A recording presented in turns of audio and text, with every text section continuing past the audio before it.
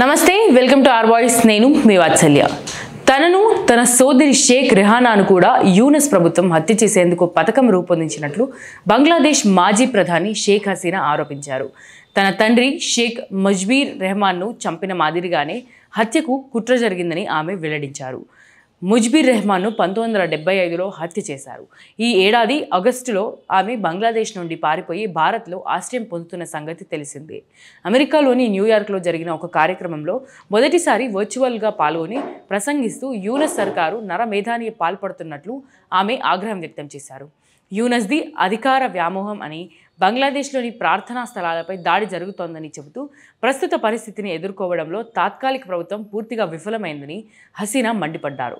హిందువులు సహా మైనారిటీల రక్షణలో యూనస్ ప్రభుత్వం విఫలమైందని పేర్కొంటూ మైనారిటీలను తీవ్ర ఊచకోత కోస్తున్నట్లు ఆమె ఆరోపించారు. ఊచకోతకు పాల్పడినట్లు తనపై ఆరోపణలు చేస్తున్నారని, కానీ నిజానికి యూనస్ నరమేధం సృష్టిస్తున్నారని, చాలా సూక్ష్మ పద్ధతిలో ఆ ప్రక్రియ జరుగుతోందని హసీనా ఆరోపించారు. విద్యార్థి సంఘాల కోఆర్డినేటర్లు యూనస్ కలిసి ఈ ఘాతుకానికి పాల్పడుతున్నట్లు ఆమె తెలిపారు.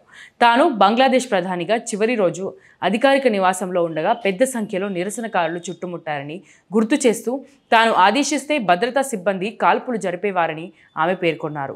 అయితే కాల్పులు జరిపితే చాలామంది మరణించేవారని, అందుకే ప్రాణ నష్టం జరగకూడదనే ఉద్దేశంతోనే తాను 25 నుండి 30 నిమిషాల్లో ఢాకా నుండి బయలుదేరి భారత్కు వచ్చేశానని హసీనా వెల్లడించారు. తన రాజకీయ ప్రత్యర్థి ఖలీదా జియా కుమారుడు తారిక్ రెహమాన్ ప్రకటనను కూడా ఆమె ప్రస్తావించారు. ప్రాణ నష్టం కొనసాగితే తాత్కాలిక ప్రభుత్వం ఎక్కువ కాలం కొనసాగదని రెహమాన్ గతంలో పేర్కొన్నారు. ఈ రోజు నాపై సామూహిక హత్యల ఆరోపణలు వచ్చాయి. వాస్తవానికి విద్యార్థి కోఆర్డినేటర్లతో కలిసి పక్కా ప్రణాళికతో సామూహిక హత్యలకు పాల్పడ్డాడు మహమ్మద్ యూనస్. వారే సూత్రధారులు అని ఆమె స్పష్టం చేశారు.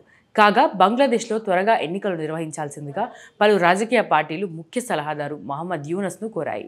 ముఖ్య సలహాదారుతో ప్రధాన రాజకీయ పార్టీల ప్రతినిధులు సమావేశమై తాజా పరిస్థితిపై చర్చించారు. దేశంపై జరుగుతున్న దురాక్రమణను ఏ రీతిన ఎదుర్కోవాలనే అంశంపై యూనస్ రాజకీయ పార్టీల నుండి సలహాలు, సూచనలు కోరారు. అగర్తలాలో బంగ్లాదేశ్ అసిస్టెంట్ హై కమిషన్ కార్యాలయాన్ని ధ్వంసం చేసిన నేపథ్యంలో బంగ్లాదేశ్ భారత్ సంబంధాల తీరుతెన్నులను నిర్ణయించేందుకు అనుసరించే వ్యూహంపై రాజకీయ పార్టీల నుండి సూచనలు కోరేందుకు ఈ సమావేశం ఏర్పాటు చేశారు.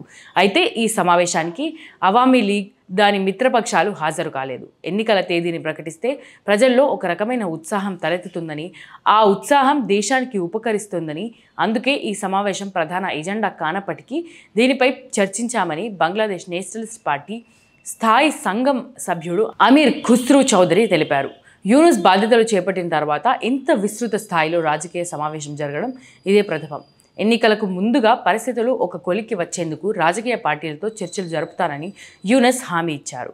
అయితే భవిష్యత్ ఎన్నికల్లో అవామీ లీగ్ దాని మిత్రపక్షాలను చేర్చుకుంటారో లేదో స్పష్టత లేదు. మోర్ వీడియోస్ కోసం ఆర్ వాయిస్ సబ్స్క్రైబ్ చేయండి. నచ్చిందా లైక్ చేయండి. మీ ఒపీనియన్స్ కామెంట్ చేయండి. అందరితో షేర్ చేయండి. చాలామంది వీడియోస్ చూస్తున్నారు, సబ్స్క్రైబ్ చేయడం మర్చిపోతున్నారు.